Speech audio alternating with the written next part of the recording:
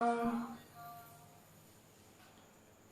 नमो भगवते वासुदेवाय। नारायणं नरोत्तमं देवीं सरस्वतीं व्यासं ततो जयमुदीरये। नष्टप्रायेषु भद्रेषु नित्यं भागवत सेवया। श्लोकिर्भक्तिर्भवति नैष्टिकी। कृष्णाय वासुदेवाय देवकी नंदनाय च नंदगोपकुमाराय गोविंदाय नमो नमः। जय श्री कृष्ण चैतन्य प्रभु नित्यानंद श्री अद्वैत गदाधर शिवासादि गौर भक्त वृंदा। हरे कृष्णा कृष्ण कृष्ण हरे हरे, हरे राम राम राम हरे हरे। प्रिय दामोदर देश भक्त वृंद, फेसबुक के भाग्यशाली भक्तों, दामोदर देश के भक्तों ने भक्त चारू महाराज की स्मृति में श्रद्धांजलि के रूप में ये पाक्षिक श्रीमद् भागवत के सत्संग का महाराज के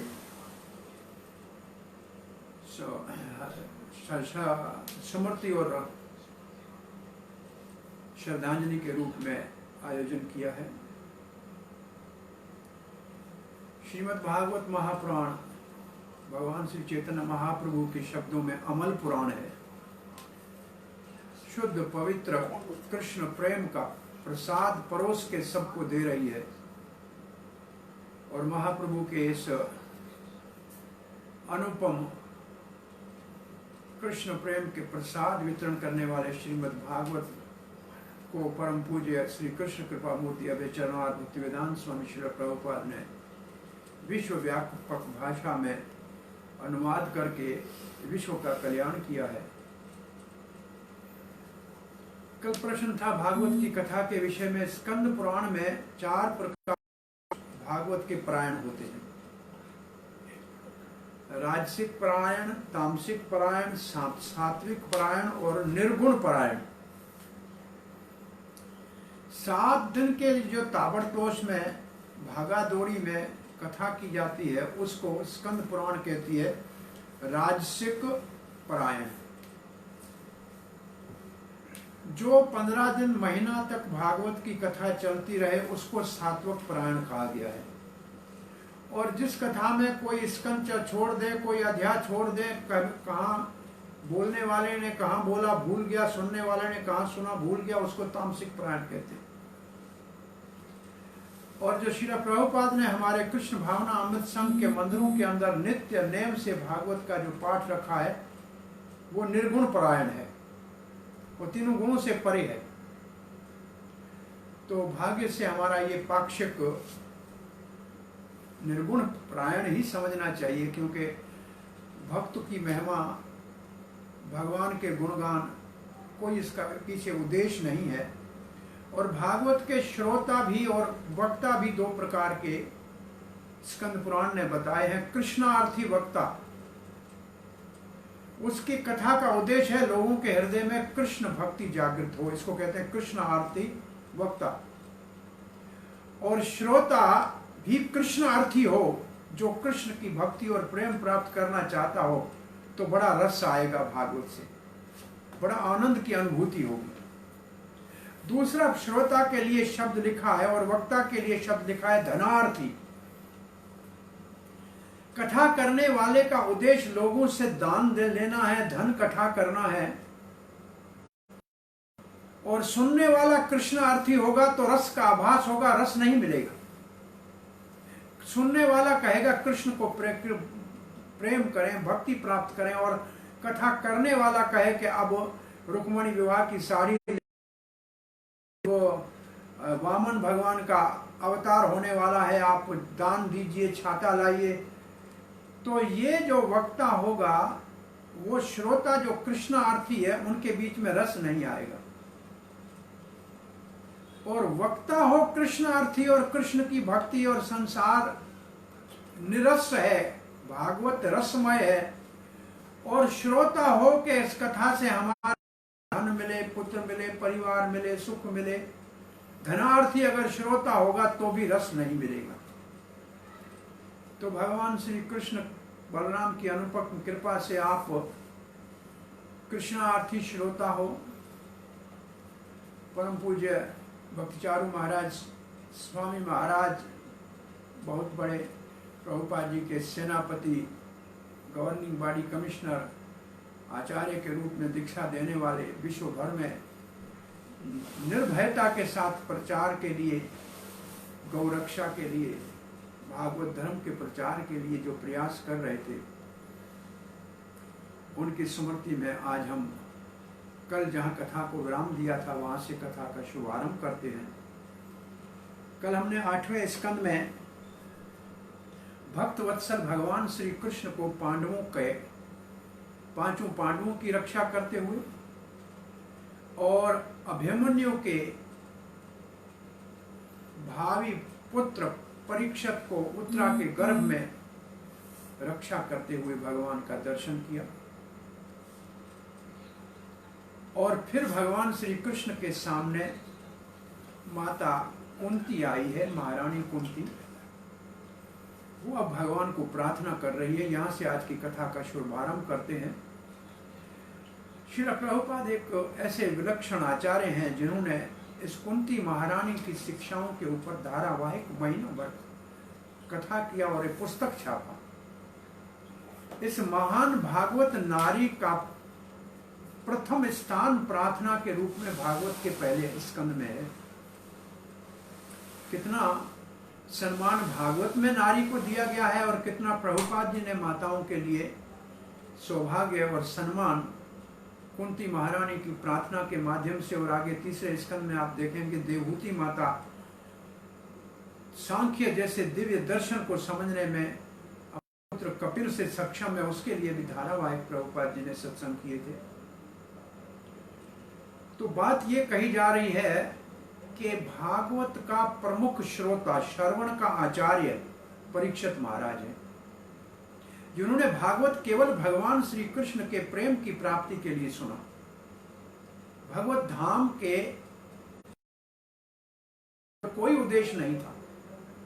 तो ऐसे महान भागवत पुरुष का प्रकट होने के लिए 3 पीढ़ियां माता कुल की, मातृ कुल की, माताओं की 3 पीढ़ियों की, 3 जनरेशन की भक्ति का वर्णन किया गया है। उत्तरा अद्भुत भक्ति है। 2 श्लोक हैं, लेकिन हमारे आचार्य वर्ग कहते हैं उत्तरा देखो न पांडवों के शरण में गई, न किसी और के शरण में गई, सीधा श्री कृष्ण का शरण लिया। और ये 2 श्लोक अति उत्तम शरणागति, और भगवान शरणागत रक्षक है और भक्त वत्सल है। और अब कुंती महारानी और द्रौपदी का आपने दर्शन किया, दूसरी माता परीक्षित की दादी, उत्तरा माता परीक्षित की और द्रौपदी दादी का उदार चरित्र, ब्राह्मणों के प्रति, गुरुजनों के प्रति सद्भाव, अति उदार सहनशीलता, वो तो भगवान की परम भागवत प्रेम की सखी के रूप में उनका भाव भगवान के प्रति था।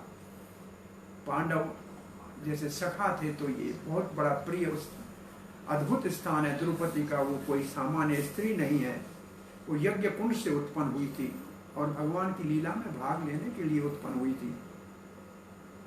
आज तीसरे मातृ कुल में कुंती महारानी बड़ी दादी की भागवत भक्ति का श्रवण कर रहे हैं।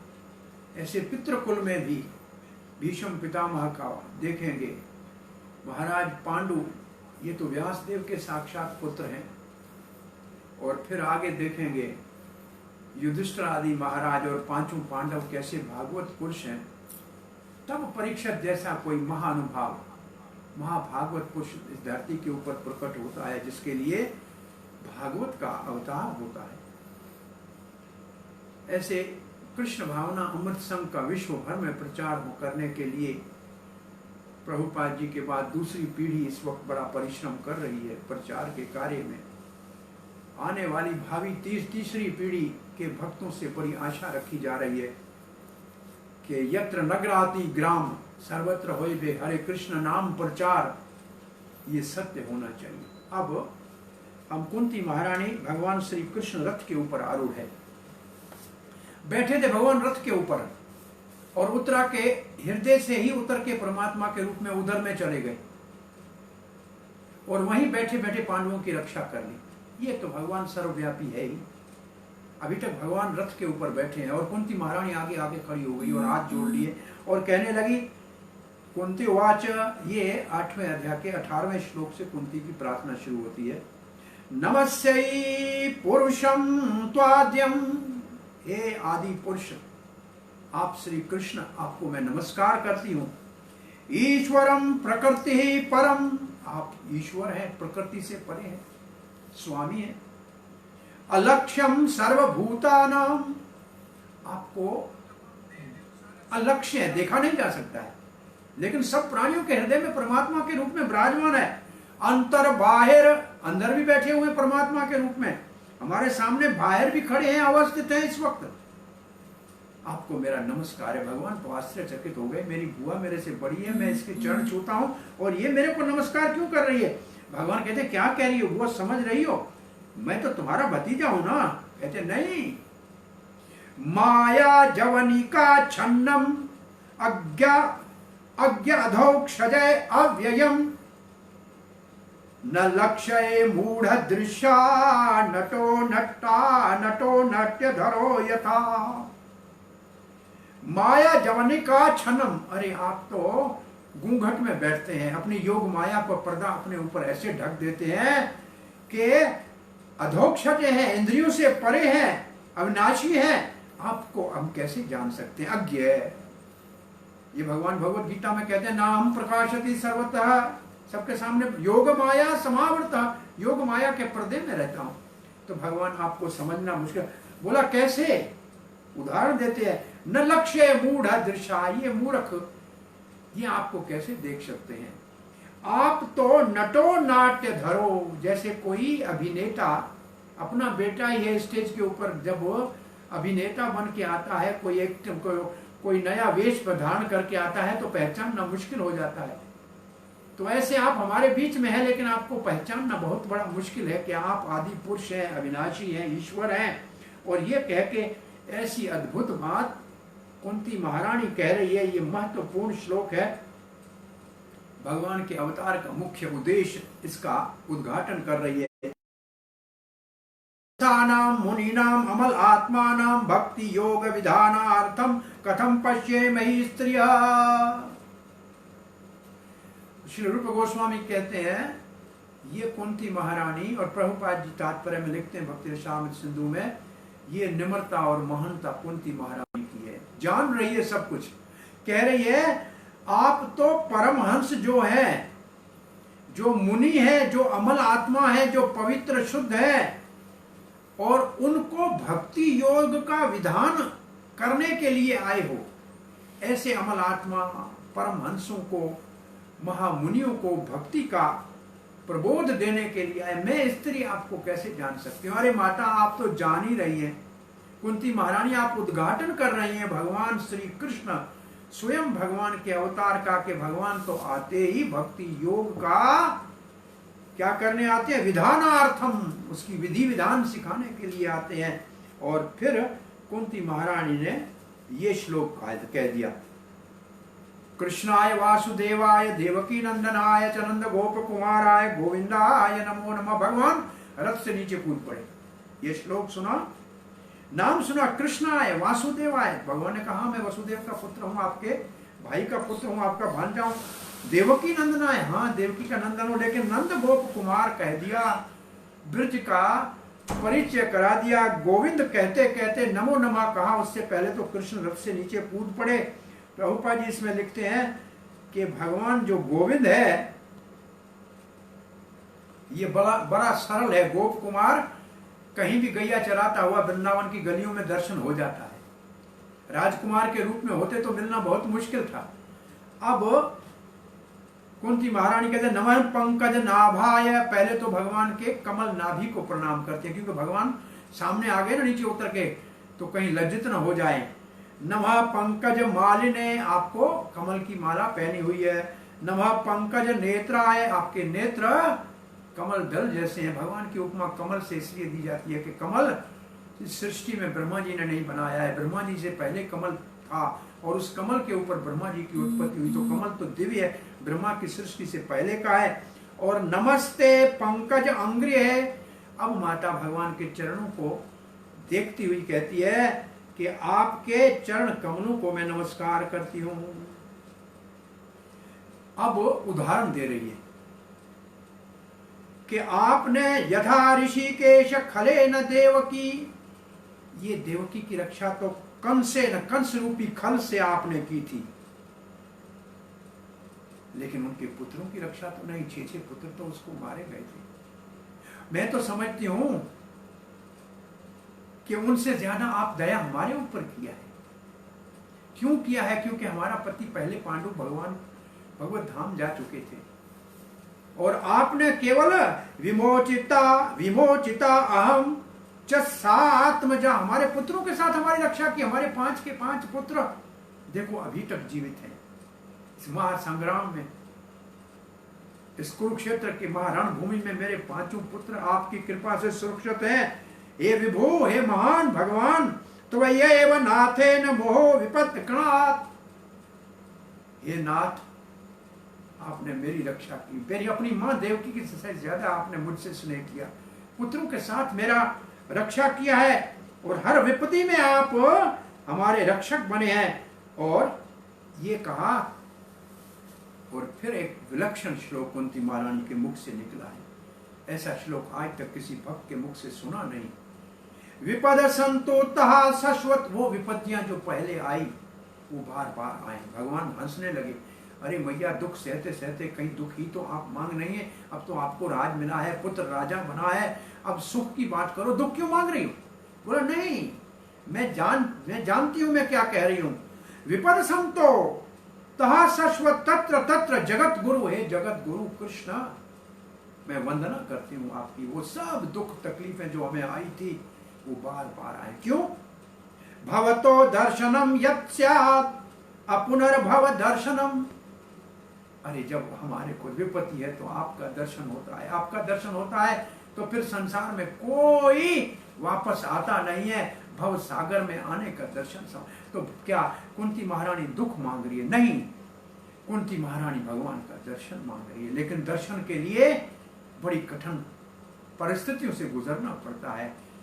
ये जो मूर्ति मंदिर में पूजी जाती है, ये एक पत्थर था, इसको काटा गया है और जब इसको संवारा गया है तो पूजनीय हो गया है। ऐसे ये भक्त बड़ी परीक्षाओं से निकलते हैं।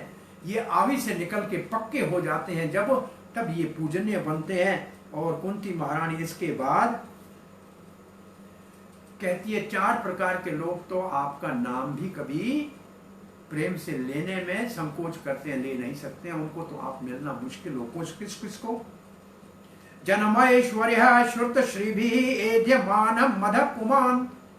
मद का मतलब नशा है। 4 प्रकार का नशा है। धन का नशा है, उच्च कुल में जन्म का नशा है, बड़े विद्या का नशा है, और आपको श्री भी, धन, सुंदरता, अपनी इनका नशा जो है। एध्यमान मद पुमान, जिनको ये नशा होता है। नैवा अरत्य अभिधान तो वही त्वम अकिंचन गोचर। आप तो उनको मिलते हैं जिनके पास कुछ भी नहीं है दुनिया में। अकिंचन है, अकिंचन है मतलब कुछ भी नहीं, जो वही आपको पा सकते हैं। ये तो अपने उपाधियों में फंसे होते हैं। कौन पा सकता है? नमो अकिंचन वित्ताय निवृत्त गुण वृत्त्याय आत्मा रामाय शांताय केवल्याय पते नमः। नमस्कार करती हूँ अकिंचनों का धन हो, और सुदामा जैसे भक्त का धन हो जिसके पास कुछ नहीं है, ऐसे अकिंचनों का धन हो, शरणागत भक्तों के धन हो, निवृत्त गुण वृत्ति है, और तीनों गुणों से आप निवृत्त हो, और जो तीनों गुणों से भक्ति से निवृत्त होते हैं उनके आप धन हो। आप आत्मा राम हो अपने आप में। वैसे आत्मा राम की परिभाषा स्कंद पुराण में जमुना महारानी कहती है आत्मा है राधा रानी, और उससे रमण करता है। कृष्ण राधा रमण है, ये आत्माराम की परिभाषा है। और शांताय, आप तो परम शांत है। केवल्य पते, और जो आपको ब्रह्मलीन होना चाहते हैं उनके भी आप स्वामी हैं। मन्ये त्वम कालम ईशानम, आप काल के भी स्वामी हैं। अनादि निधनम विभम, अनादि हैं। और ये स्वामी समचरंतम सर्वत्र, समम चरंतम सर्वत्र, सब जगह एक जैसा व्यवहार करते हुए।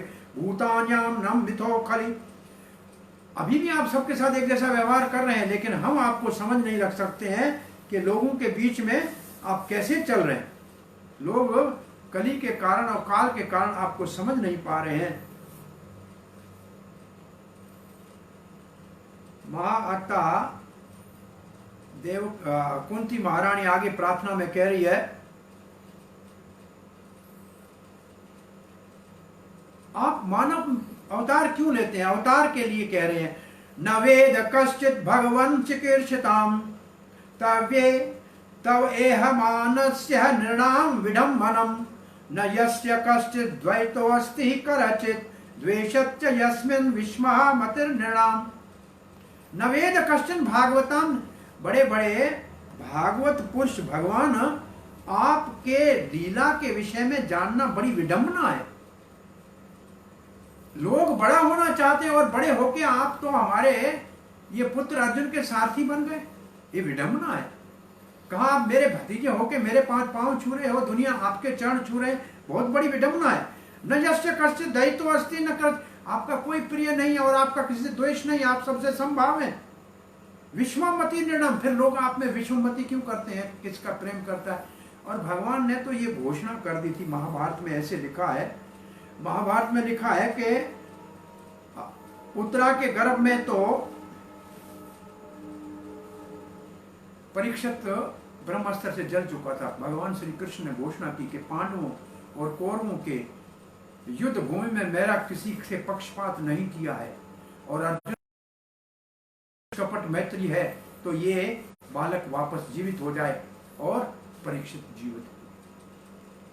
तो भगवान किसी का पक्षपात नहीं करती है। कुंती महारानी कहते, फिर कहती हैं आपका अवतार क्यों होता है? जन्म कर्म च विश्व आत्मन, आप पूरे विश्व की आत्मा हो। विश्व आत्मन का एक अर्थ है सबके हृदय में परमात्मा के रूप में रहते हो, और एक इसका अर्थ है कि सबसे प्रेम करते हो। और अजस्या करतोर आत्मना, आपका जन्म और कर्म अद्भुत है, और आप सबको, आप कभी तो पक्षियों में कभी अवतार लेते हैं मानवों के बीच में, और कभी तो यदुवंश के अंदर प्रकट हो गए हैं। अत्यंत विडंबना, कैसे हम समझें? सूकर भी अवतार लेते हैं, कच्छ भी अवतार लेते हैं, मच्छ भी अवतार लेते हैं, और अब यदुवंश के अंदर अवतार हुए, हमारे भतीजे हो गए। और फिर वो गई हुई थी वृंदावन में, गोकुल में गई हुई थी, नंद भवन में गई थी, और दामोदर लीला का दर्शन किया था।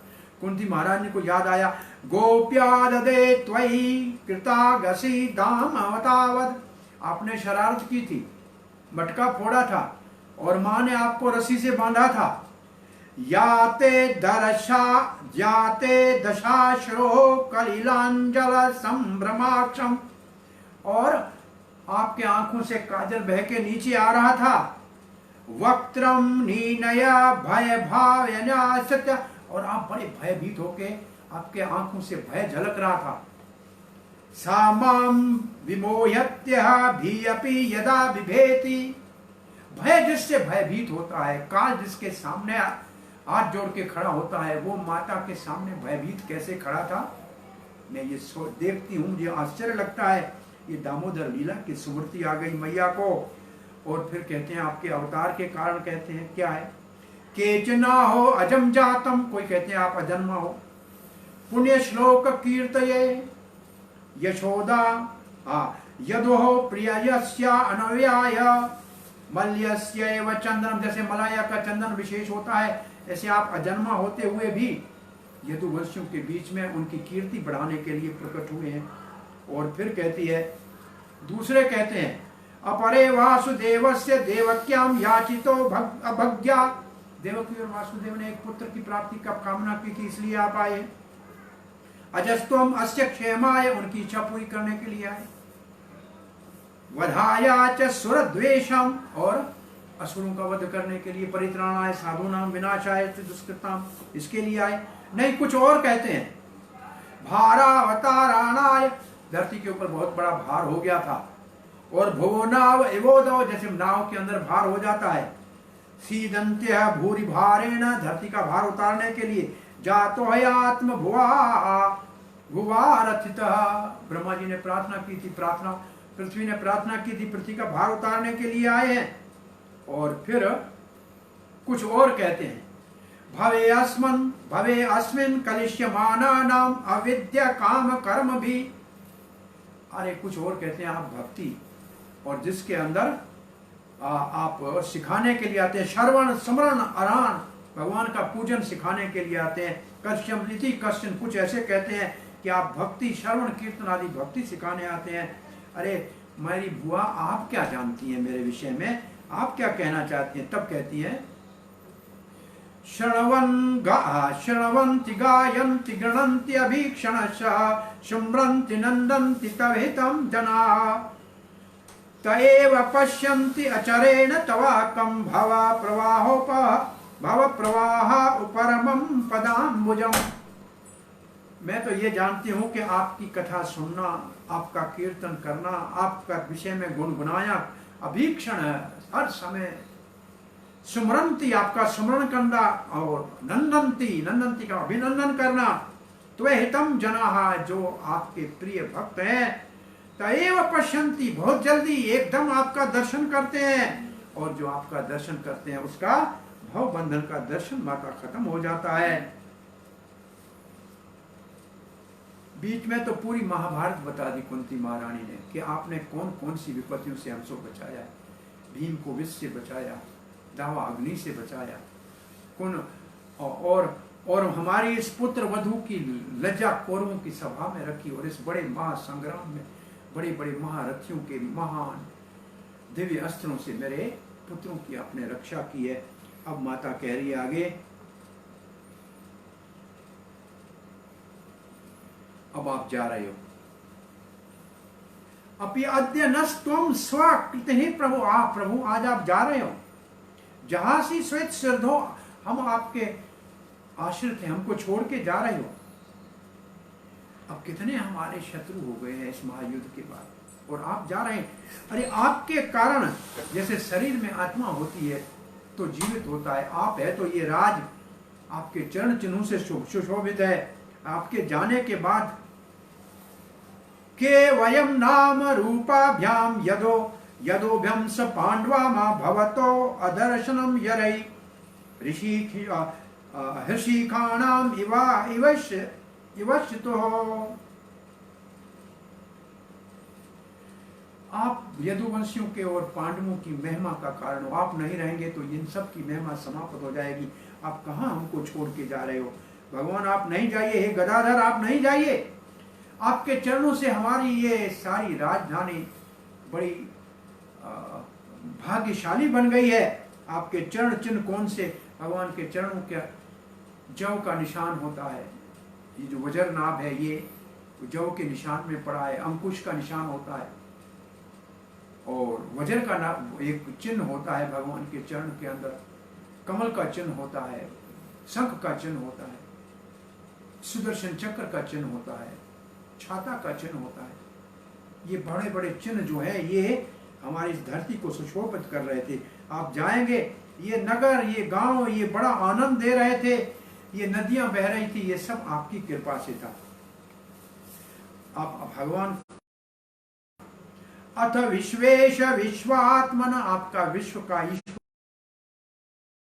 मूर्ते स्वकेशो में, हे विश्व मूर्ति स्नेह पाशा, मेरा जो स्नेह है उसको काट दो। पांडवों वृषणों में मेरा स्नेह है ना, उसको काट दो। अब भगवान अब मेरे को मोह में मत रखो। तो भगवान ने कहा क्या मैं यदुवंशी हूं? मुझसे भी स्नेह काट नहीं। त्वयि में अनयविष्या, मतिर मधुपते सकृद रतिम। जैसे गंगा की धारा अवचल निकलती है गंगोत्री से और गंगा सागर में जाती है, ऐसे आप हे मधुपति श्री कृष्ण, आप में तो मेरी मति ऐसे धारावाहिक चलती रहे। आपको नहीं छोड़ना चाहती हूं, मैं आपके शरण में हूं। और ये श्लोक अंतिम प्रार्थना का पढ़ रहे हैं, बड़ा अद्भुत श्लोक है। श्री कृष्ण कृष्ण सखा वृष्णि ऋषभानि ध्रुग। हे कृष्ण, हे अर्जुन के सखा, कृष्ण सखा, हे वृष्णि ऋषभानि, हे वृष्णि वंश के सर्वश्रेष्ठ, ध्रुग राजन्य वंश धनान। आपने तो बड़े बड़े राजवंश जो धरती के ऊपर भार हो गया था अपनी वीरता से, हे गोविंद, उन सबको समाप्त कर लिया। लेकिन आप आए क्यों थे? गोविंद गोद्वेज सुर आरती भावारत। आप तो गो द्विज ब्राह्मण, गाय ब्राह्मण और देवता, उनको जब संकट में होते हैं तो उनकी रक्षा के लिए आते हैं। योगेश्वर अखिल गुरु, हे योगेश्वर, हे अखिल गुरु भगवान नमस्ते। वो नमो से शुरू किया और नमस्ते ये प्रार्थना पूरी हुई है। और माता कुंती की प्रार्थना के ये अद्भुत वचन सुनने के बाद सुखदेव गोस्वामी कह रहे हैं, स्वामी कथा को आगे बढ़ाते हुए कह रहे हैं, इन मधुर वचनों को सुनकर भगवान श्री कृष्ण ने निर्णय, भगवान श्री कृष्ण बहुत मोहित हो गए, प्रसन्न हो गए, मुस्कुराने लगे। उस वक्त युधिष्ठिर महाराज आगे बढ़ के आया और भगवान श्री कृष्ण को कहा, अब आप हमको छोड़ के मत जाइए। इस वक्त ऐसे कुछ सुकन, ऐसे अपसकन हो गए। उत्तरा वहां से आ गई, एक विधवा बड़े संकट में, और हमारा तो अश्वत्थामा के ब्रह्मास्त्र से हत्या ही होने वाली थी, आपने रक्षा किया, कुछ समय आप रुक जाइए। और भगवान ने कुछ महीने तो पहले रुके हुए थे। भगवान तो विराट नगर में आए थे जब पांडव अज्ञातवास में थे और उनके 14 साल पूरे हो रहे थे, 12 साल पूरे हो रहे थे। 11 साल तो घूमे और 12वां साल विराट राज में रहे थे। तब भगवान श्री कृष्ण वहां आए थे और वहां से शांति दूत बन के गए। उसके बाद कार्तिक का महीना आया, कार्तिक के बाद महाभारत का युद्ध हुआ, 18 दिन वो युद्ध चला। उसके बाद भगवान अभी तक रुके हुए हैं। भगवान जा रहे थे हस्तिनापुर से द्वारका, लेकिन अपने भक्तों के प्रेम के कारण रुक गए। और रुक गए तो युधिष्ठिर महाराज अब दुख करने लगे। समझाया, धौम्य ऋषि ने समझाया, जो उनका अपना कुल गुरु है। कृपाचार्य ने समझाया, जो उनका पुरोहित है। और व्यास देव, जो उनके बड़े दादा भी हैं और सारे वेदों के ज्ञाता हैं, उन्होंने समझाया। साक्षात भगवान श्री कृष्ण ने समझाया। लेकिन युधिष्ठिर महाराज ने कहते हैं, मेरे कारण कितने स्त्रियां विधवा हुई, कितनी माताएं पुत्रहीन हो गई, कितनी बहनें भाइयों से वंचित हो गई। इतना मैंने रक्त बहाया है इस युद्ध में, और इस रक्त से रंजे हुए राज के ऊपर मैं नहीं बैठना चाहता हूँ। मिट्टी के अंदर से पानी को छानने से मिट्टी ही आएगी। शराब के बर्तन को शराब से धोने से साफ नहीं होगा। आप मुझे कहते हो यज्ञ करो और यज्ञ से पाप खत्म हो जाएंगे, इससे खत्म होने वाले नहीं है। महाराज आप राजा थे, राजा को युद्ध में किसी को मारने में कोई पाप नहीं लगता है। मैंने राजा मैं नहीं था, राजा तो दुर्योधन था। मैं तो बड़ा अपराधी हूँ। जो अर्जुन ने युद्ध से पहले कारण बताए थे, जिनके कारण युद्ध नहीं कर रहा था, युधिष्ठिर महाराज वो सब कारण युद्ध के बाद रोते रोते बता रहे हैं। श्री कृष्ण समझा रहे हैं, नहीं समझ रहे, क्यों? तब बताते हैं कि परमात्मा के रूप में हृदय में बैठे हुए कृष्ण उनको समझने नहीं दे रहे। क्यों? आज कृष्ण की इच्छा है, वो हमेशा श्रेय अपने भक्तों को देते हैं, स्वयं श्रेय कृष्ण नहीं लेते हैं। जैसे सारथी होते हैं ना, अर्जुन के सारथी कृष्ण ने, युद्ध किसने जीता? कृष्ण ने, लेकिन नाम किसका हुआ? अर्जुन का। जैसे अग्नि है, आग लगती है कहीं तो जलाती अग्नि है, लेकिन अग्नि नहीं जलाती है, जलाती है हवा। हवा नहीं होती तो आग जला सकती है?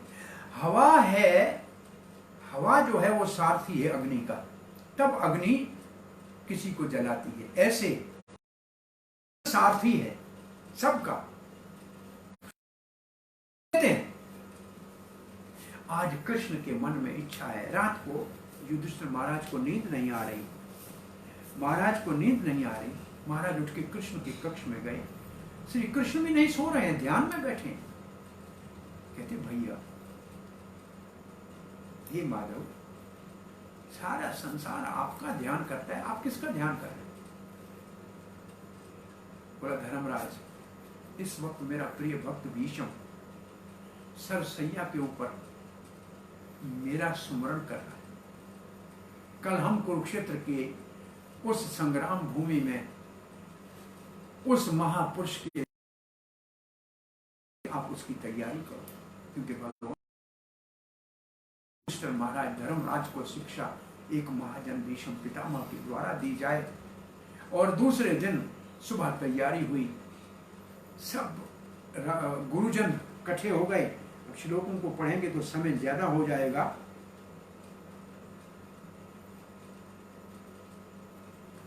यहाँ लिखा है, 9वां अध्याय शुरू होता है। सूत गोस्वामी कहते हैं, इति भीतः प्रजाद्रोहात्, प्रजा के साथ मेरे से बड़ा द्रोह हो गया, मैंने बड़ा संग्राम में लोगों को मारा है। स्वधर्म विवेतस्य, अपने धर्म के विषय में विचलित युधिष्ठिर महाराज को। ततो विनश्यन्तः प्रगाद यत्र देवव्रतो पततः, जहां देवव्रत भीष्म पितामह का नाम है। भीष्म शब्द कहने से पहले यह अद्भुत पितृभक्त है। तो भीष्म के पास चले गए, तो युधिष्ठिर महाराज को लेके भगवान श्री कृष्ण। अब युधिष्ठिर महाराज के सर के ऊपर हस्तिनापुर का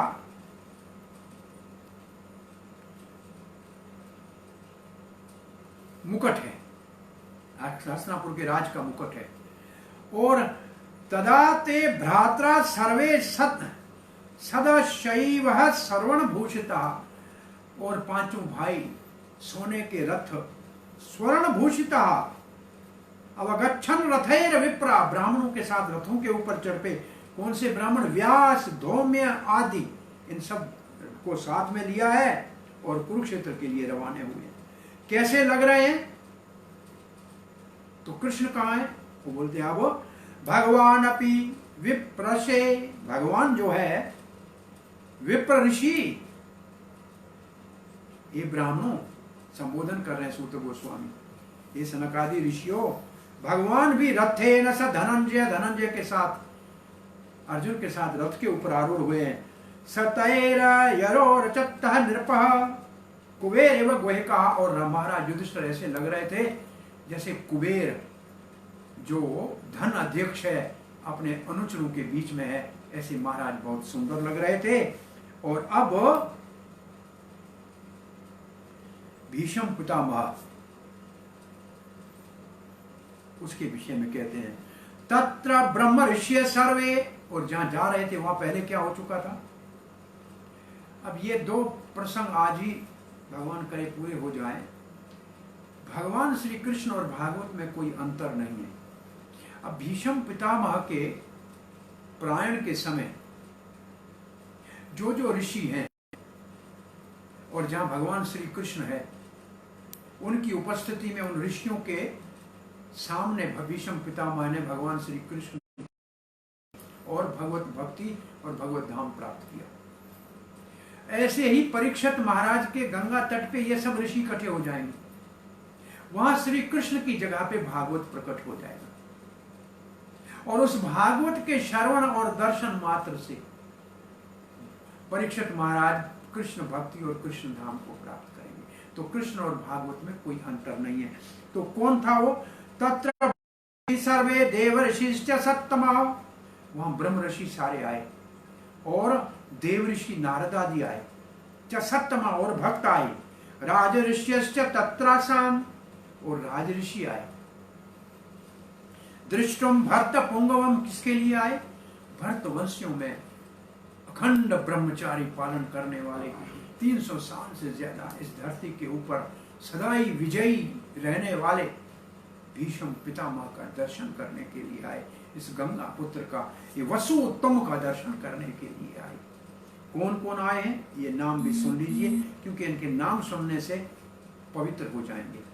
पर्वतो नारदो धौम्यो भगवान बादरायण, पर्वत ऋषि आया, नारद आया, धौम्य ऋषि आया, भगवान बादरायण व्यासदेव, बादरायण, वृद्धचार्यो, भरद्वाज। प्रभुपाद जी ने इसके ऊपर इन सब ऋषियों का थोड़ा थोड़ा इतिहास दिया है। ये सब महान ऋषि हैं, कोई ब्रह्म ऋषि हैं, कोई राज ऋषि हैं, कोई जो है देव ऋषि है, जैसे नारद देव ऋषि है।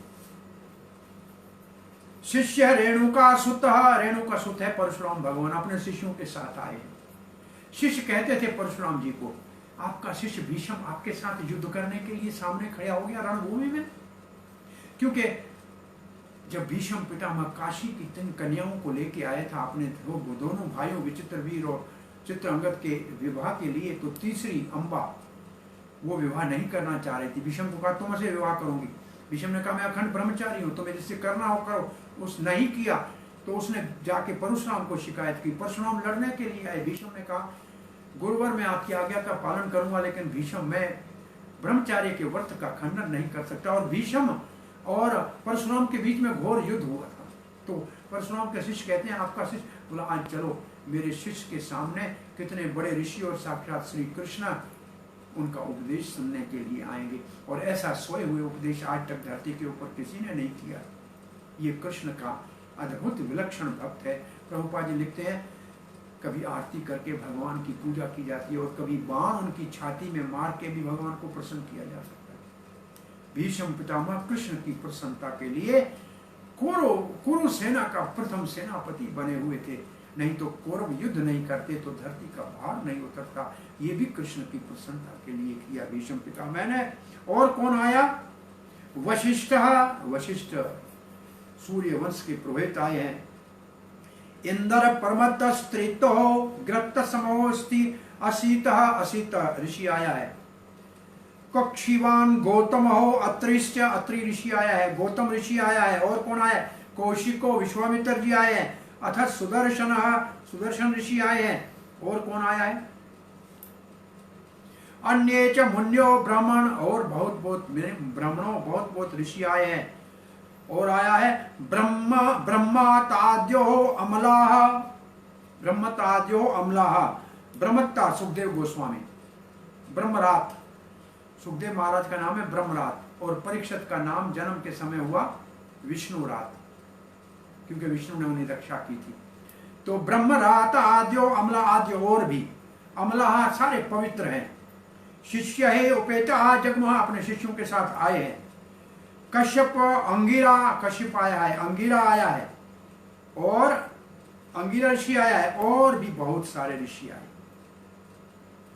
अब ये सब जब ऋषि आए तो भीष्म पितामह ने इन सब का यथा उचित यथा काल बड़ा प्रेम से स्वागत किया। और ये सब भीष्म पितामह के सीधे हाथ के तरफ बैठ गए। हाथ तो हिला नहीं सकते था, 1 इंच भी भीष्म के शरीर के अंदर जगह नहीं थी, सब जगह बाण लगे हुए थे। अंतिम तो गंगा को प्रकट करने के लिए जो अर्जुन ने बाण से भीष्म पितामह के लिए जल निकाला था, कहा प्यास लगी है, सोने की झाड़ी में पानी लाया गया। बोला ये पानी नहीं, केवल पार्थ मेरे को पानी पिला सकता है। उस वक्त अर्जुन ने गंगा को प्रकट किया। आज भी कुरुक्षेत्र में ये स्थान दर्शनीय है जहाँ भीष्म पितामह सरसैया पे सोए हैं और पास में बाण गंगा पार्थ की प्रकट की हुई है। और कहा कि सर मेरा लटक रहा है। अर्जुन ने बाण सर में नहीं मारा था। तकिए तो बहुत बखमल के आए, लेकिन ना वीर को कौन सा तकिया चाहिए, तो अर्जुन ने 3 बाण बना के तकिया बनाया था भीष्म पितामह का। और जब अब पांडव पहुंचे हैं, पांडवों ने भगवान भीष्म पितामह को प्रणाम किया है। और ये लेफ्ट साइड पे वाम भाग में सब बैठ गए। आगे युधिष्ठिर महाराज, फिर भीमसेन, फिर अर्जुन, नकुल, सहदेव और श्री कृष्ण कहाँ खड़े हो गए? भीष्म पितामह के चरणों के पास खड़े हुए। कृष्णस्ततः प्रभावज्ञ, कृष्ण के प्रभाव को तो जानते थे भीष्म पितामह। आसीनम जगत ईश्वरम, वो जगत का ईश्वर है, वो जानते हैं, सामने खड़ा है। फिर भी हृदय स्तंभ पूजा, अपने हृदय में उसको हमेशा धारण करते हैं भीष्म पितामह। उसकी पूजा की। सामने वाला तो थोड़ी देर में चला जाएगा, हृदय में जो है वो तो हमने पहले से पकड़ के रखा है, वो सदा हमारे हृदय में विराजमान है। उसी की पूजा की, अपने अंदर में ऐसे ही पूजा किया कृष्ण का। और और ये दिव्य विग्रह जो भगवान का है उसकी पूजा किया। और इसके बाद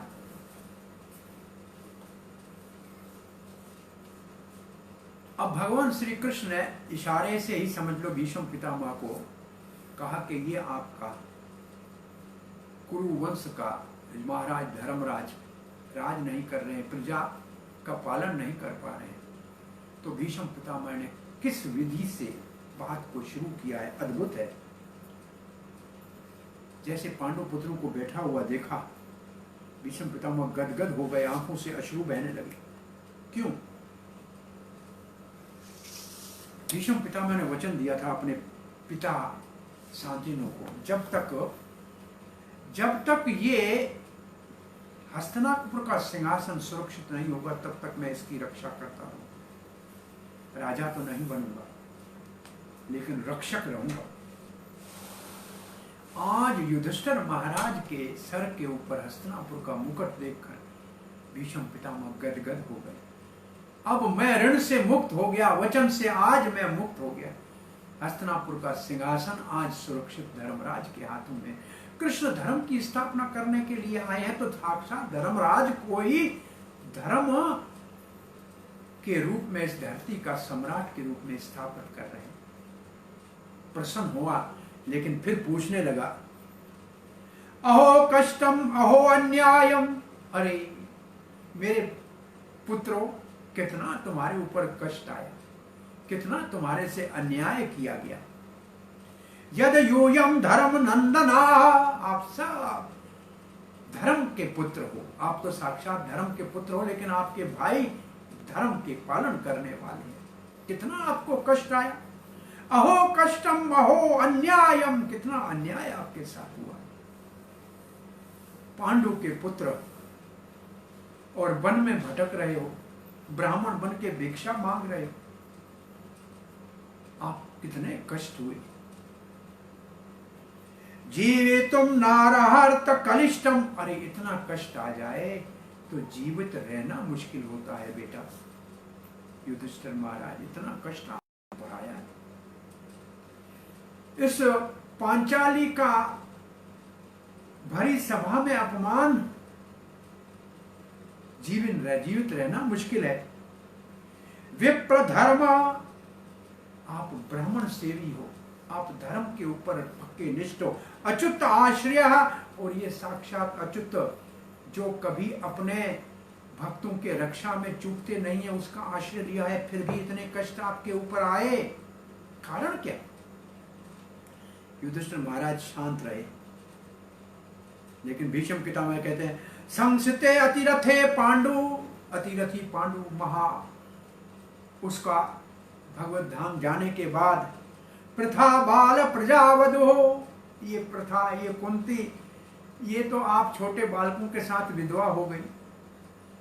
यस्मित कृते बहुम कलेशम, बहुत उसने कष्ट देखे आप लोगों को पालन करने के लिए। कहां कहां वन में आपके साथ वो महारानी भटकी है, पांडु की प्रथम महारानी थी, इस हस्तिनापुर के सिंहासन की महारानी थी, और वो वनों में भटकी है। युष्मित कृते बहुम कलेशम प्राप्ता तोकवती मोह, आप छोटे बच्चे थे, कैसे उसने आपको पाला है, वन में पाला। वो पांडु कुलेश्वर जहाँ जाते हैं वहां से उनका जन्म हुआ था, फिर वहां से विदुर और भीष्म पिता लाए, लेकिन उनके साथ अन्याय हुआ। उनके पिता का राज उनको नहीं मिला, आधा राज मिला तो खांडव परस मिला। यह जो आज दिल्ली है, इसको भगवान ने फिर इंद्रप्रस्थ बना दिया। तो ये भीष्म पिता के मुख से कोई पूछ भी सकता है कि आप बड़े थे, ऐसा क्यों किया। और भगवान श्री कृष्ण ने कहा है कि आपने दो राज का बंटवारा क्यों किया। आपको पहले तो आपने राज करना था, आपने क्यों नहीं किया। आपने राज नहीं किया तो राज का बंटवारा क्यों किया। और विदुर की तरह या तो आप चले गए होते तीर्थों में, आप तीर्थों में क्यों नहीं चले गए। अब आपके लिए एक ही विकल्प बचा है, कौरवों की पक्ष से युद्ध करो, बस इसी में मैं प्रसन्न हो जाऊंगा। अब कहते हैं सर्वम काल कृतम मन्य, युधिष्ठिर ये सब काल बड़ा बलवान है, समय बड़ा बलवान होता है, ये काल बड़ा बलवान होता है। जैसा जैसा समय वैसी बात होगी, कभी बादल कभी बरसात होती होगी, कभी तारा थी राज की रानी, कभी बनी धोबियानी, कभी द्रौपदी थी 5 पांडवों की पटरानी और बनी है सैंद्री ब्यूटी पार्लर बनी है। क्या समय कितना बड़ा बलवान है कि राजा को रनक बना देता है और कोई रनक राजा बन जाता है। समय बहुत बड़ा बलवान है। भवताम च यदा आरप्य अप्रियम, आपका कोई अप्रिय नहीं कर सकता था। ये आपके कर्मों के कष्ट नहीं थे, कर्मों के कारण आप ये दुख नहीं भोग रहे थे। सपालो यद वशे लोको, सपालो यशवते लोको का मतलब है जैसे बैल को रस्सी डाल के कोई चलाता है, ऐसे इस सारे संसार को ये काल चला रहा है। ये काल की रस्सी से भगवान चला रहा है। काल कैसे काम करता है? पहले टेप रिकॉर्डर होता था ना, वो रिकॉर्ड में जैसे रील घूमती थी और पीछे गाना आता था, आदमी बोलता था ना, ऐसे ये सारे संसार का टेप रिकॉर्डर में काल की रील चल रही है। इसके बाद क्या होगा? ये काल का कार्य है। वायु एव घनावली ही, जैसे आकाश में हवा बादलों को उड़ा के जाती है ना, ये काल कभी किसी को कहाँ कपूर की तरह उड़ा ले जाए कुछ मालूम नहीं। ये कहने के बाद भीष्म ने बहुत बड़ी बात कही।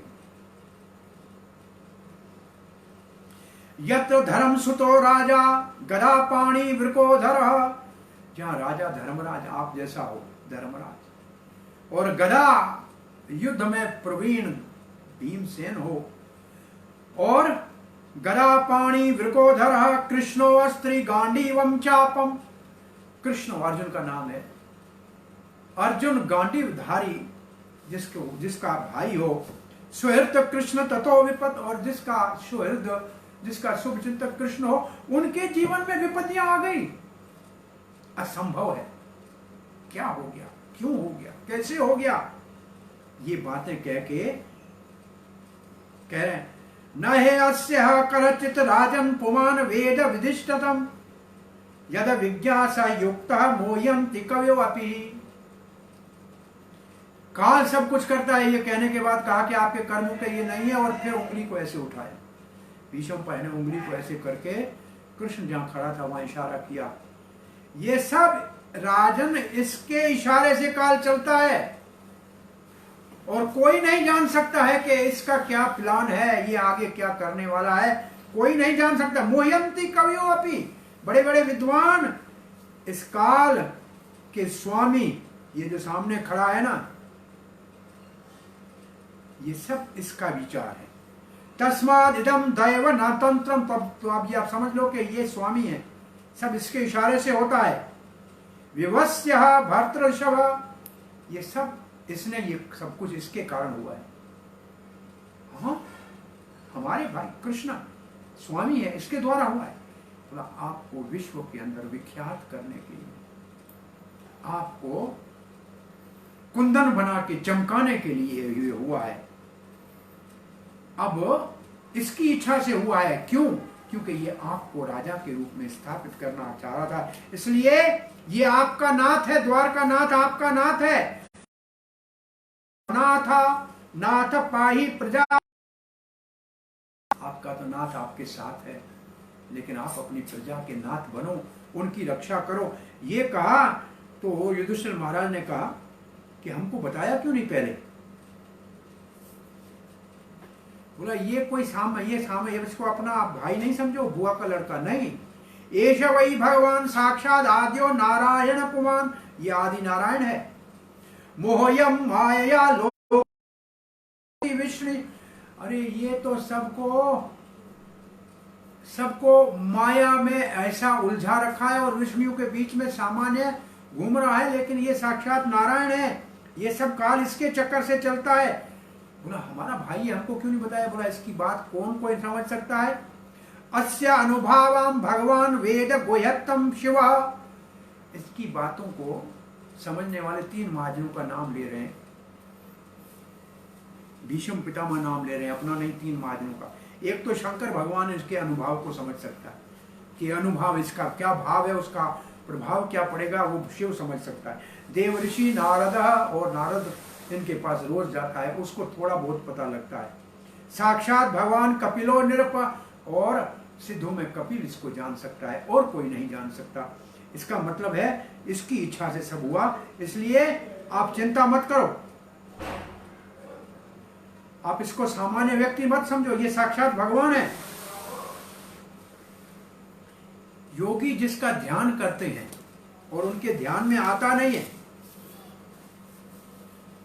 भक्ति आवेश मनोअस्मिन, और भक्ति के द्वारा जो अपने मन को इसमें लगाते हैं, वाचा नाम कीर्तन, और अपने वाणी से उसके नाम का कीर्तन करते हैं, हरे कृष्णा कृष्ण कृष्णा हरे हरे, हरे राम राम राम हरे हरे।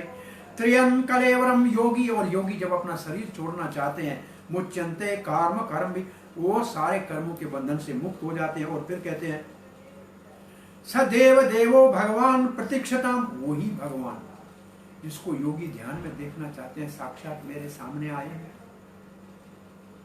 कलेवरम यावद इदम हिनोम्याम, जब तक ये मेरा शरीर नहीं छोड़ूंगा, प्रसन्न हास अरुण लोचन, ये अपने अपने लाल लाल डोरे हैं जो आंखों में, ये कमल नैन मेरे सामने मुस्कुराता हुआ खड़ा रहेगा।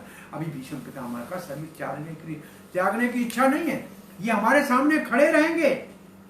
और मुख अम्बुज ध्यान पथिस चतुर्भुजम, मैं चतुर्भुज इसके रूप का ध्यान जो मैं कर रहा हूं, इसको मैं देखता रहूंगा।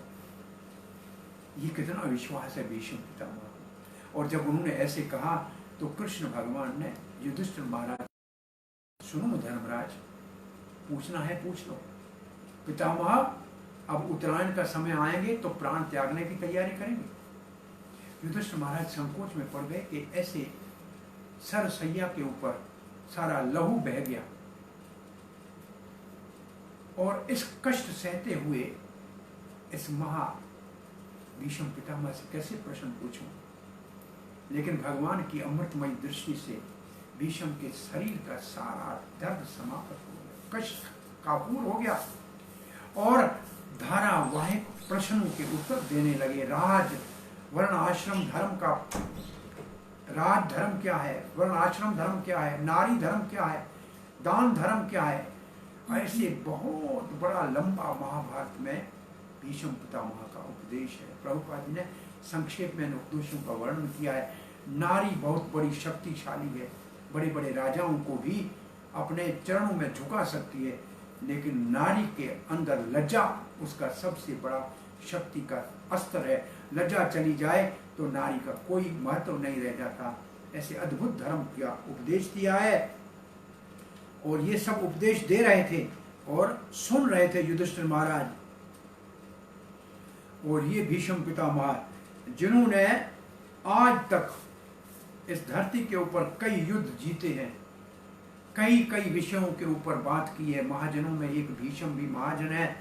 जब वो समय आया जिसको उत्तरायण का समय कहते हैं, सूर्य जब मकर राशि में प्रवेश करता है, इसका मतलब जनवरी के 14 जनवरी का, तो कार्तिक से पहले का कृष्ण आया हुआ है, समझ लीजिए अक्टूबर का आया हुआ है, और जनवरी आई है। 3 महीने तो भीष्म पितामह सरसैया के ऊपर 2-2.5 महीने पड़े। और उत्तरायण का अर्थ, ये तो ज्योतिष शास्त्र में उत्तरायण है, लेकिन भीष्म का उत्तरायण एक और भी है। उत्तरायण का अर्थ है उत्तरा अयनम, उत्तरा उद्र अयनम यस्य स उत्तरायण। उत्तरा का गर्भ जिसके अंदर श्री कृष्ण ने प्रवेश करके अभिमन्यु सुत परीक्षित की रक्षा की, वो उत्तरायण मतलब कृष्ण। भीष्म का उत्तरायण कृष्ण है, उसका आप प्रतीक्षा कर रहे थे। और उस समय कृष्ण, उस समय भीष्म पितामह ने सब जगह से अपने विचार को हटाया, मन को एकाग्र किया, खुली आंखों से कृष्ण का दर्शन करते हुए 11 श्लोकों में भीष्म स्तुति है। ये एक अद्भुत ऐसा महा भागवत पुरुष है जो साक्षात भगवान को प्रार्थना करते हुए और प्राण त्यागता है। हरिदास ठाकुर ऐसे दूसरे महानुभाव है, चैतन्य महाप्रभु के चरण पकड़ के उनके मुख का दर्शन करते हुए भगवत धाम जाते हैं। इसी को तो गाया है बड़े कवियों ने, इतना तो करना कृष्ण प्राण तन से निकले, जमुना जी का तट हो, सांवरा निकट हो। ये बहुत बड़ा प्रार्थना है कृष्ण की स्मृति की। अब भीष्म पितामह की प्रार्थना के श्लोकों का रसास्वादन करते हैं। भीष्म पितामह पहले श्लोक में कृष्ण की ओर देखते हुए कहते हैं, श्री भीष्मवाच इतिमति उपकल्पिता वित्रषणा भगवती सात्वता पुंगवे विभोमिने स्वसुखम उपगते क्वचित विहरतुम प्रकृतिमुपयेषु यद्भव प्रवाह। मति, ये भगवान श्री कृष्ण भगवत गीता में कहते हैं मैं अर्पित मनोबुद्धि, मुझे तुम्हारी बुद्धि दो। और यहाँ है मति, बुद्धि का अर्थ है मति। मति का मतलब भविष्य में जिसको चुने मति। तो भीष्म कहते हैं इति मति, ये मेरी मति जो है बुद्धि। उपकल्पिता वितृष्णा, इसमें संसार में कुछ भी पाने की इच्छा नहीं, ये बिल्कुल निर्मल है। और उपकल्पिता का अर्थ लिखा है जैसे कन्या होती है जिसका विवाह कभी नहीं हुआ। ये मेरी बुद्धि कंवारी कन्या है, इसका विवाह नहीं हुआ। कृष्ण मैं आपको ये अर्पण करना चाह रहा हूं। कृष्ण को भीष्म पितामह अपनी बुद्धि अर्पण कर रहे। इति मति उपकल्पिता वितृष्णा भगवत, भगवती, हे भगवान आप कौन है? सात्वता पुंगवे, आप तो सात्वत कहते हैं भक्तों को, ये यादवों के पुंगव है, श्रेष्ठ, यादव श्रेष्ठ हैं, भक्तों के स्वामी हैं। हे विभुमन, हे महान, इसको आप स्वीकार करो। भाव क्या है कि जिसका लड़की होती है वो विवाह करके दे देता है, लेकिन जिसका लड़का ही नहीं हो, केवल लड़की हो, तो घर जमाई को बना के बिठा देगा। कृष्ण आप आके मेरे हृदय में बैठ जाओ, मेरी बुद्धि को ग्रहण करो और मेरे हृदय में विराजमान हो जाओ, ऐसा भीष्म का भाव है। कहते सुसुखम उपगते, आप अपने गोलोक के सुख को कभी कभी छोड़कर और उसको छोड़कर और प्रकृति के अंदर आ जाते हैं और हमारे बीच में ऐसे लीला करने के लिए आ जाते हैं। आप लीला पुरुषोत्तम, आपको मेरा प्रणाम है, आपको मैं नमस्कार करता हूं। और भीष्म पितामह दूसरे श्लोक में अपनी बुद्धि को, जिस वर को चुना है उसका दर्शन करा है, लड़का जो चुना है उसका दर्शन करा है। त्रिभुवन कमनम तमाल वर्णम रविकर गौरव वरांबरम ददाने वपुअलक कुलवृतांबजम विजय सखेरत्यस्तु में अनव्यार। देखो भगवान को प्रार्थना करनी है तो भक्त के लिए, भक्त के माध्यम से विजय सखा, विजय कहते हैं अर्जुन को, हे अर्जुन के सखा, रति अस्तु, रति कहते हैं भाव को, प्रेम को, मेरा प्रेम अनव्य, जिसमें कोई रुकावट न हो, कोई संसार की इच्छा नहीं हो, ऐसा मेरा प्रेम आप विजय सखा श्री कृष्ण, अर्जुन के सखा, आप में मेरा प्रेम हो। कैसे हैं आप?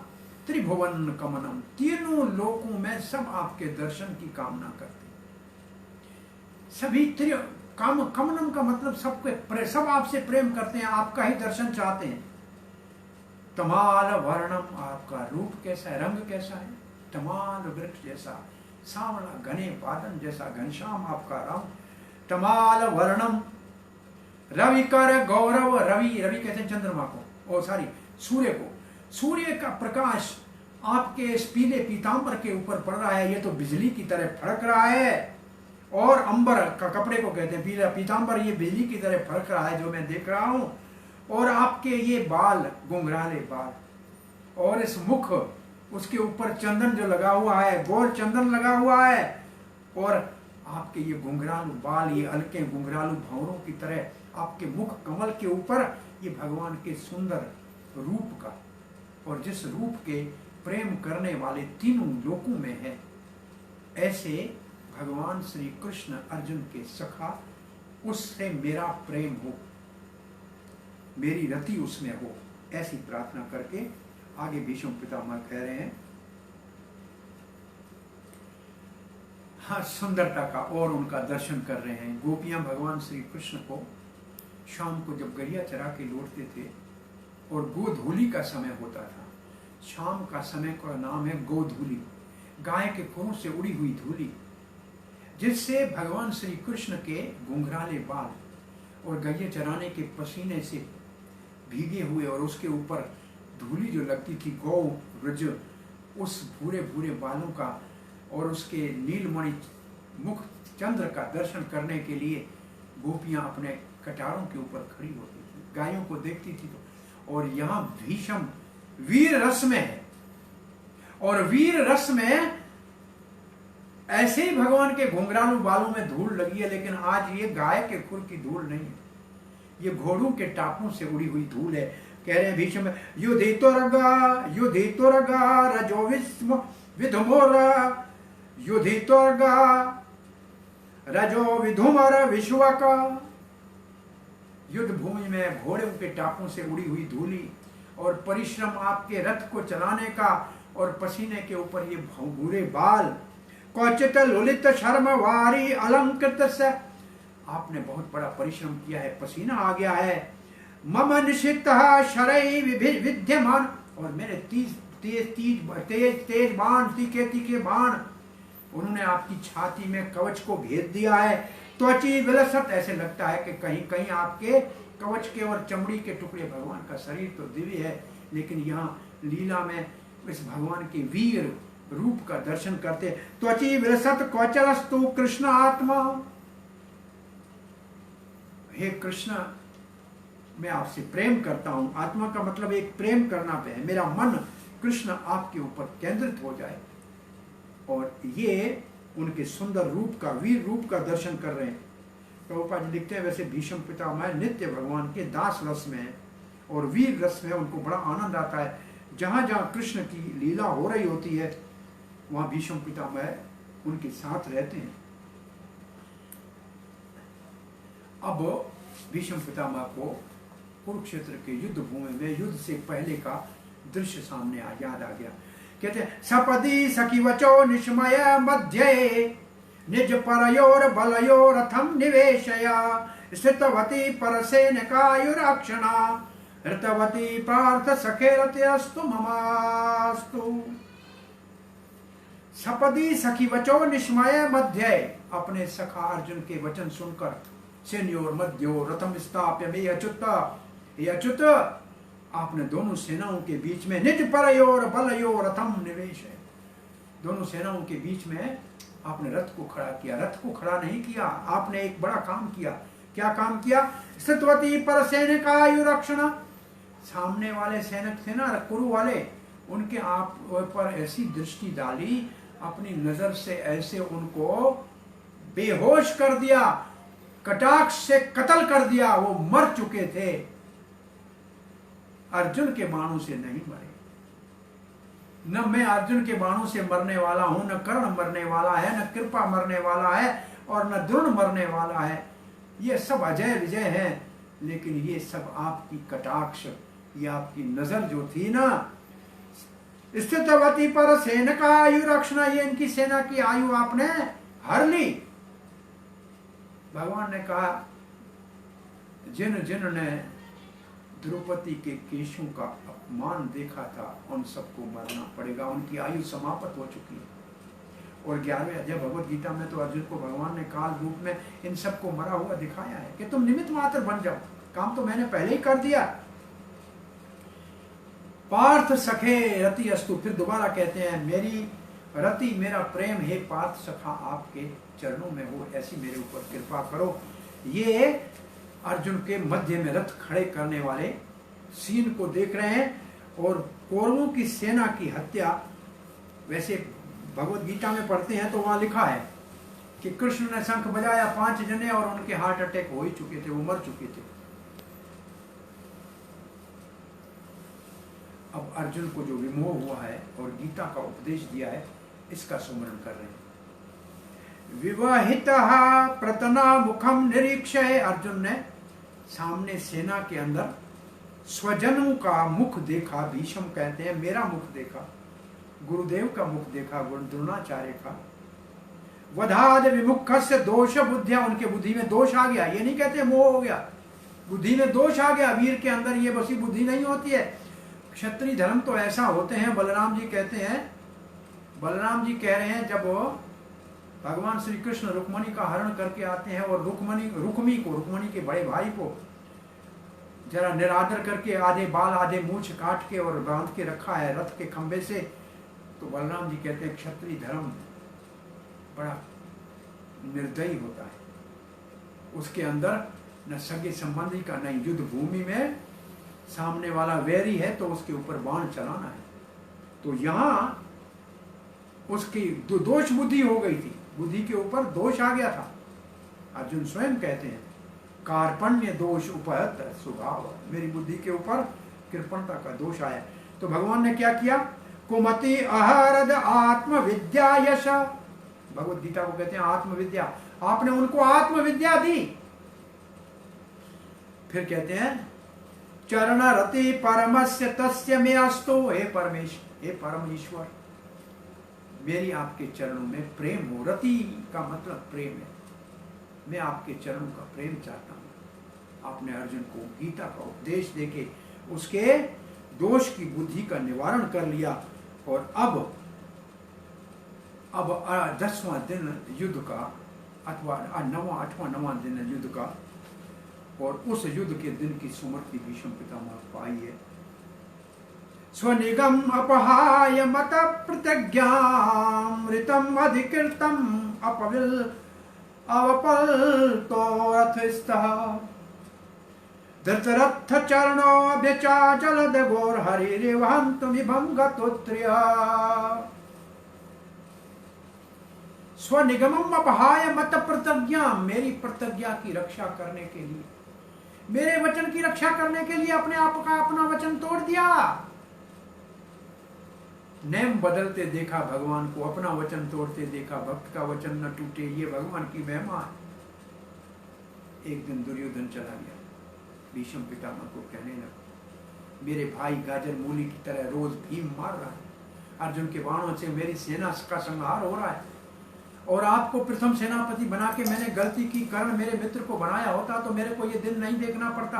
पांचों पांडव, क्या पांडवों के सारा परिवार जीवित है। भीष्म पितामह क्षत्रिय था, 5 बाण निकाले, कहा ये 5 बाण कल पांडवों के लिए। दुर्योधन को कहा कि मेरे को दे दो पितामह, मैं रखता हूँ, कल सुबह दूंगा। अर्जुन सोया हुआ है, युद्ध समाप्त हुआ है, कृष्ण ने 3 बजे जगाया, उठो। पार्थ बोला मैं थका हुआ हूँ, सारा दिन युद्ध किया। बोला चिंता, बोला आप करो।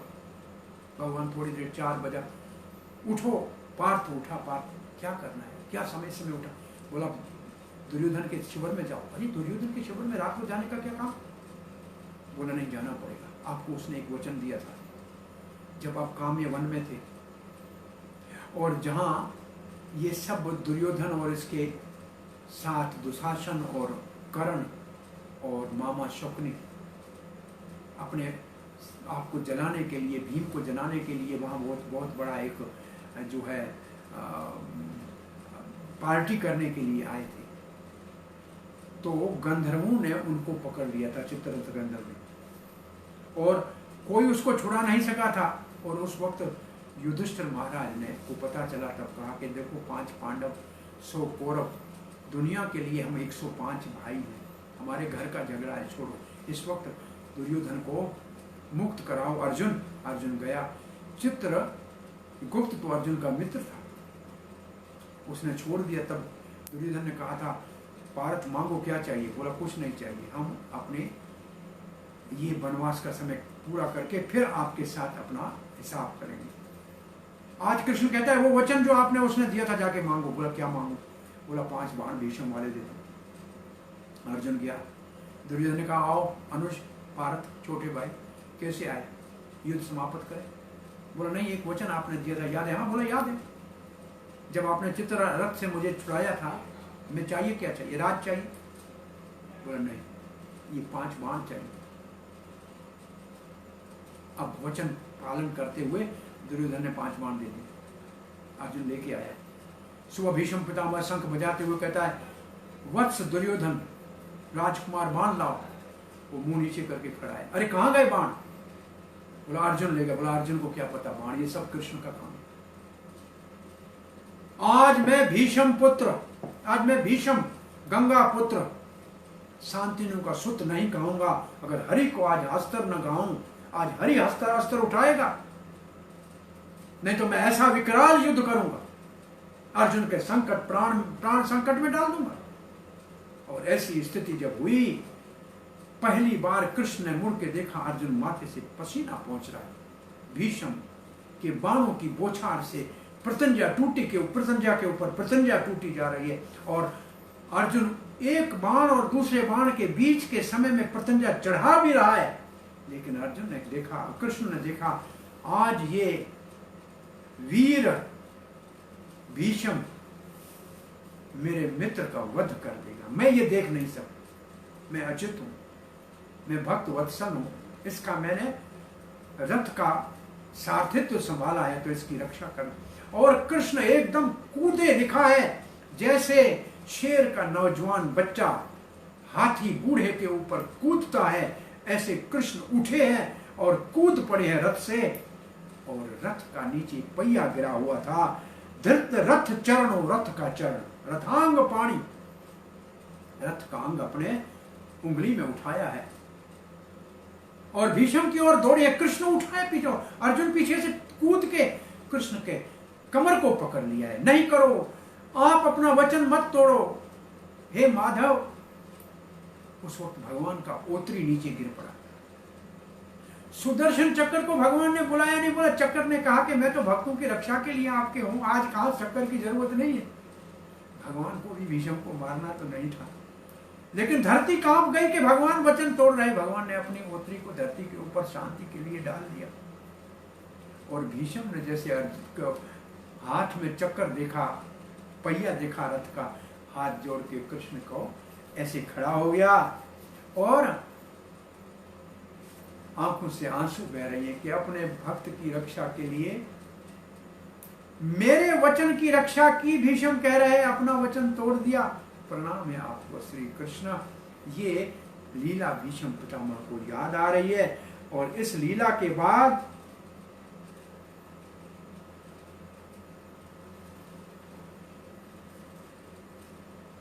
लज्जा, थोड़ी लज्जा आ रही है भीष्म पितामह को कि मैं बड़ा आतिताई था, मैंने तीखे पेने बाण आपको मारे थे। शिक्तः विशिक्कहतो विशेरेण दंष्टा, बड़े तीखे पेने मेरे बाण थे। क्षिप्त परिपुलातिताय, में मैं बड़ा आतिताई था। आप जैसे सुकुमार मेरा आराध्य है, लेकिन आपको मैं बाण ऐसे तेज मार रहा था। प्रसभम अभिसार मदवधार्थम, आप मेरे वध करने के लिए उस दिन नीचे उतरे थे, आपने मारा नहीं। मुझे मारना चाहिए था, क्यों नहीं मारा? मैं तो प्रतीक्षा कर रहा था, आपने मुझे, बड़ा आतिताई था, मैंने बड़े पेने बाण चलाए थे, आपको घायल कर दिया था। सभवतु में भगवान गतिर मुकुंद, अरे मुकुंद आज तो मेरे को वो गति दे दो, आज तो मुझे मुकुंद मुक्ति दे दो। किससे मुक्ति? अब ये संसार के संकट से मुक्त करो। आपका नित्य दास आपके चरणों में प्रेम पूर्वक सेवा में सदा लगा रहा हूं, लेकिन अब इस शरीर से मुझे मुक्त नहीं किया था। मैं बड़ा आतिताई था, मेरे बाण बहुत पेने थे, मैंने आपको कस कस के मारे थे। ये कहने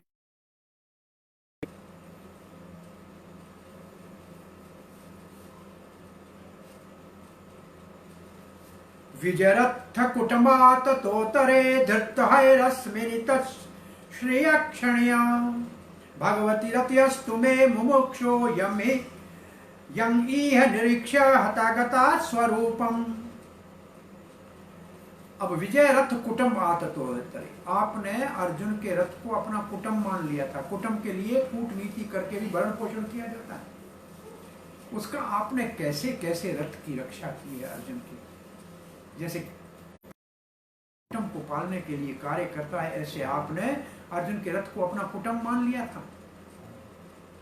और रथ के एक हाथ में रथ के मैं आपका पार्थ सारथी का दर्शन कर रहा हूं, लगाम था, सीधे हाथ में चाबुक था। और भगवती रत्यस्तु में मुमुक्षु, मैं मुक्ति चाहता हूं, मैं आपके उस पार्थ सारथी रूप का ध्यान कर रहा हूं, मेरी उसमें प्रेम हो जाए। यन ही निरीक्ष्य। और फिर क्या कहते हैं, बड़ी बात कह रहे हैं, कहते हैं जो जो आपके इस पार्थ सारथी रूप का दर्शन कर रहे थे, हता गता, वो मारे गए। अर्जुन के बाणों से क्या मारे गए, आपका दर्शन करते गत स्वरूपम, अपने स्वरूप को प्राप्त हो गए, मुक्त हो गए। इसका अर्थ यह है कि अर्जुन को आपका दर्शन नहीं हो रहा था, वो तो आपकी पीठ को देख रहा था। लेकिन जिनको मार रहा था, वो जो मर रहे थे, वो आपका दर्शन करते हुए वो तो भगवत धाम ही चले गए। इसलिए कहते हैं भगवान किसी के साथ अन्याय नहीं करते हैं। मरने वालों को भी अपना धाम देते हैं, क्योंकि भगवान का कोई शत्रु नहीं होता। और अब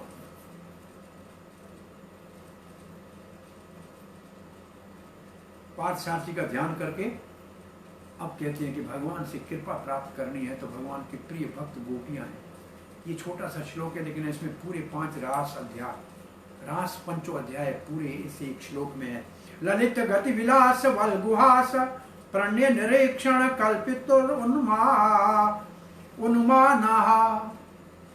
भगवान की ललित गति, गोपियां जो वर्णन करती हैं रास में, फिर रास से भगवान कहते हैं नहीं आप आई क्यों हो यहाँ, तो प्रणय हो गया, प्रणय गीत गाती है वो प्रणय, निरीक्षण कल्पित उन्माद, और फिर उन्माद हो जाता है। फिर भगवान के लीलाओं का कृत मनोकृतवत्या, और भगवान की लीलाओं का अनुकरण करने लगती हैं।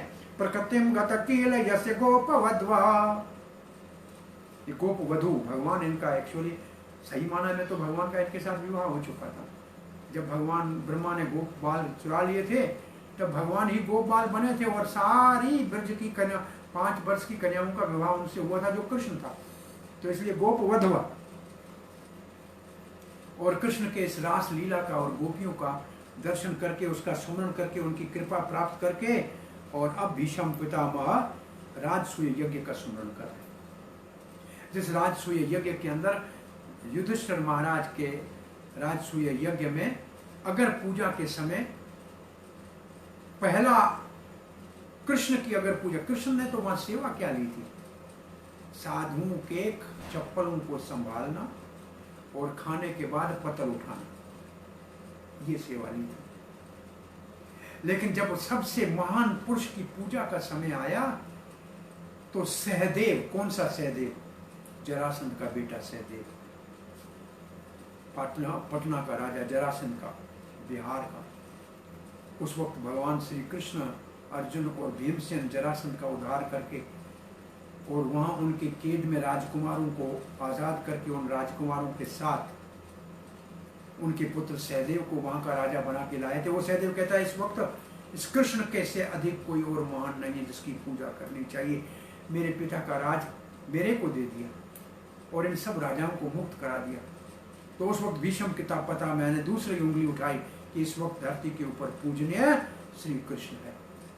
तो श्री कृष्ण की पूजा जब होने लगी तब शिशुपाल ने वहां कुछ बोलना शुरू किया। वो कथा आगे है, लेकिन यहाँ क्या भीष्म दर्शन कर रहे हैं। मुनिगण निरपवर्य संकुले अंतः सदसी युधिष्ठिर राजसूय एषाम। बड़े बड़े मुनि आए थे, व्यास आदि मुनि थे, वहां बड़े बड़े राजकुल वाले आए थे। उनके बीच में, सबके बीच में जब अगर पूजा का समय आया, अहरम उपपेत ईक्षणों, मैंने आंखों से आपकी वो अगर पूजा देखी है। मम दृष्टि गोचर एष आविरात्मा, बस वो दर्शन कर रहा हूं मैं श्री कृष्ण।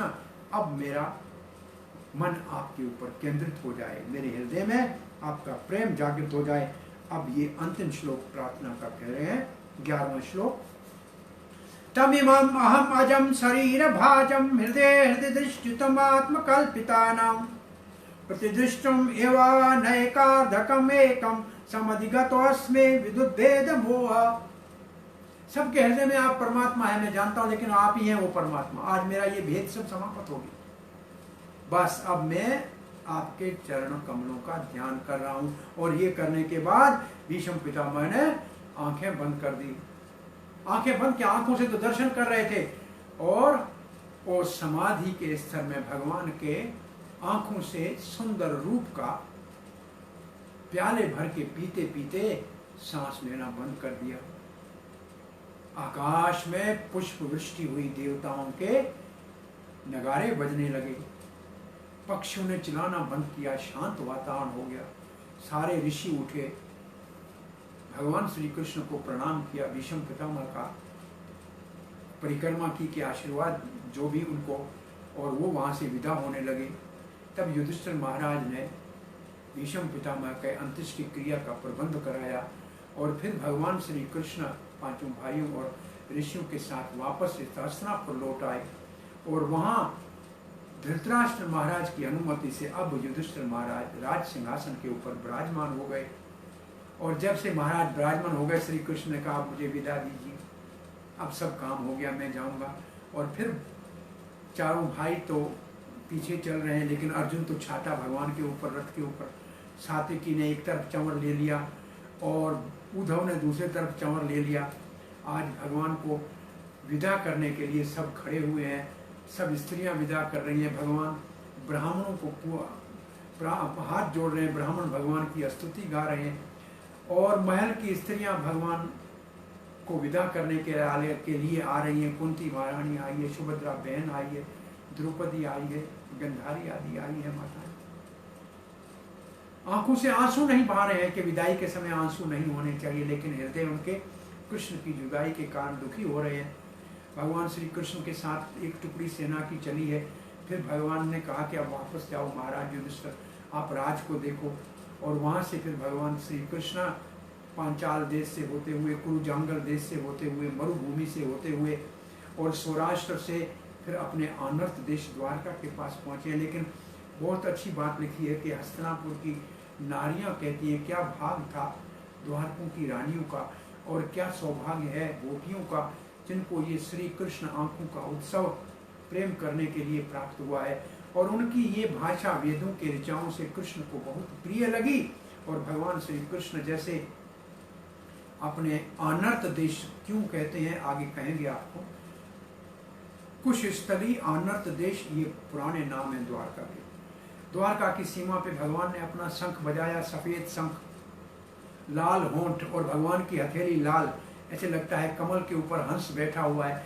शंख की ध्वनि सुनते और पूरा द्वारका वासी जैसे मृतिक शरीर में जान आ गई है, उठ के खड़े हो गए। आज श्री कृष्ण के स्वागत के लिए दोनों तरफ से यदुवंशी खड़े हो गए।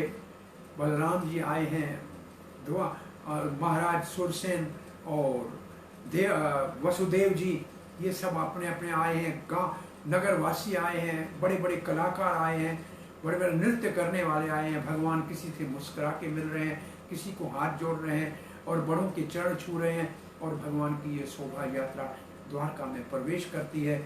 और जब अपने महलों में जाते हैं, द्वार पे अपनी माता के जब जाके प्रणाम पहले करते हैं, माँ देवकी के स्तन में दूध आ गया, वात्सल्य प्रेम के कारण आंखों से अश्रु धाराएं बह रही हैं। कृष्ण को अपनी गोद में ले लिया है। और कृष्ण जब अपने महलों में गए हैं, रानियों ने जो अभी तक समाधि में बैठी हुई थी कृष्ण की, अपने पुत्रों को आगे भेजा है। पुत्रों को भगवान ने गले लगाया है, रानियों ने अपने हृदय में भगवान को गले लगाया है। और फिर कहती हैं, कभी आप मधुपुरी चले जाते हो मथुरा, कभी हस्तिनापुर चले जाते हो, आपके बगैर तो हम विरह में बहुत बड़ी पीड़ा देखती हैं, आप आ गए तो हमारे अंदर प्राण आ गए हैं। ऐसे भगवान की मथुरा और हस्तिनापुर जाने का संकेत मिलता है। यहाँ भगवान का बड़ा स्वागत हुआ है। इसके बाद परीक्षित का जन्म होता है और कल हम परीक्षित के जन्म की कथा करेंगे। आज यहाँ कथा को विराम देते हैं।